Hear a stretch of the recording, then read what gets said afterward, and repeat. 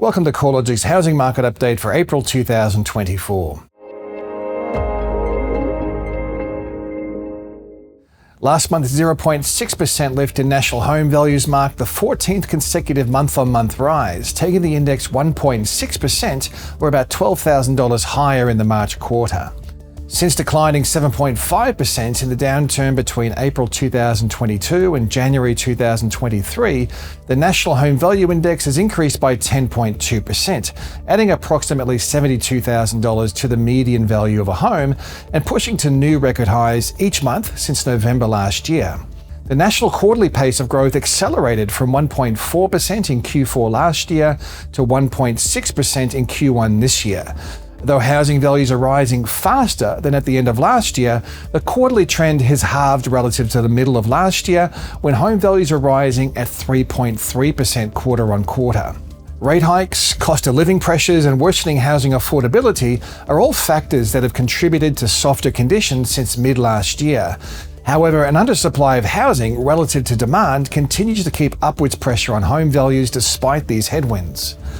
The monthly movements in housing values across our capital cities continue to be punctuated by diversity.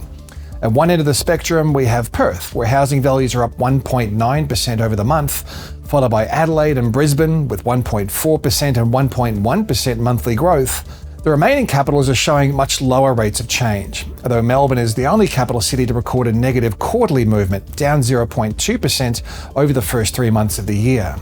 After being led by the upper quartile most of last year, the strongest growth conditions have migrated to the lower quartile across most capital city markets. Across the combined capitals, lower quartile home values increased by 3.1% in the first quarter of the year, compared with a 0.7% rise across the upper quartile of the market. This trend of stronger conditions across the lower value sector was evident in each of the major capitals. With housing affordability becoming more challenging and borrowing capacity lower than a year ago, it's no surprise to see demand now being skewed towards the middle to lower end of the value spectrum. Regional housing markets are also recording a rise in values, with similar levels of diversity as their capital city counterparts.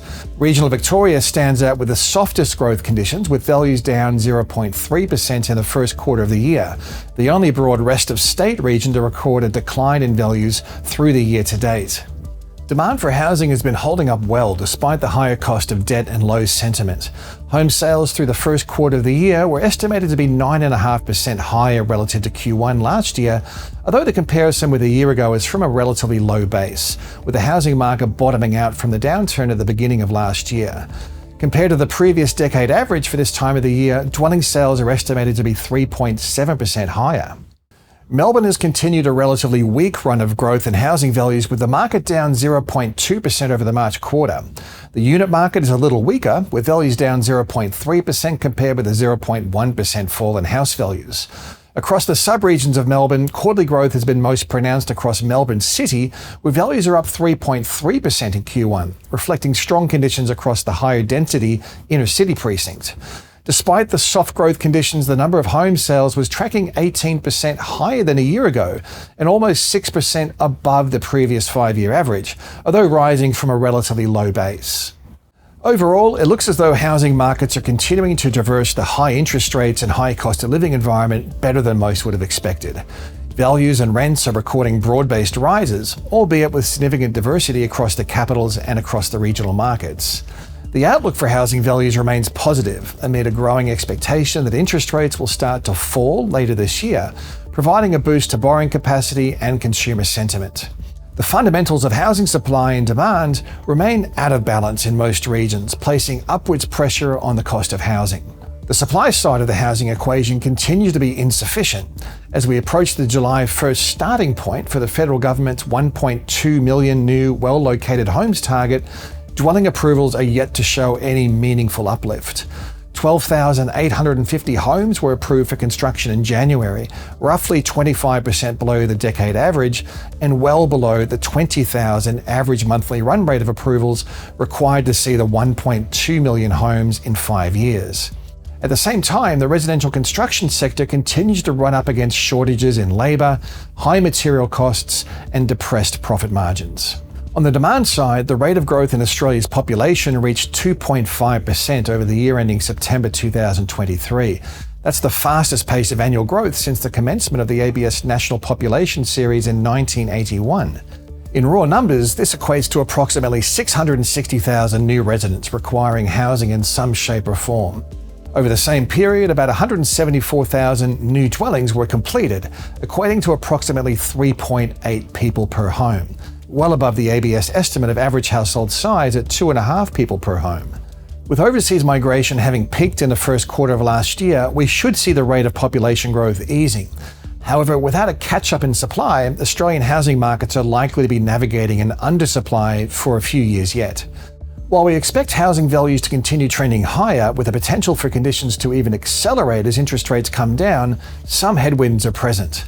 Housing affordability is deteriorating as home values, rental rates, and the cost of servicing a mortgage rise faster than household incomes. With fewer buyers able to purchase a home at the median value, we could see demand deflecting towards lower price points, potentially favouring outer-fringe detached housing markets and the multi-unit sector where price points tend to be lower. Also, economic conditions are easing and labour markets are gradually loosening. The Reserve Bank is expecting economic conditions to ease further through the middle of the year, and the unemployment rate to gradually rise from its currently low base, implying lower wages growth. Although inflation has been lower than forecasted, cost of living pressures remain a key challenge for many households, resulting in lower savings rates, ongoing low sentiment, and heightened uncertainty when it comes to making high-commitment financial decisions, such as purchasing a residential property. As we navigate the second quarter of the year, there will be plenty to keep an eye on from a property market perspective. You can keep up to date with all the property news and trends at the research pages at the CoreLogic website or via CoreLogic Australia's LinkedIn page.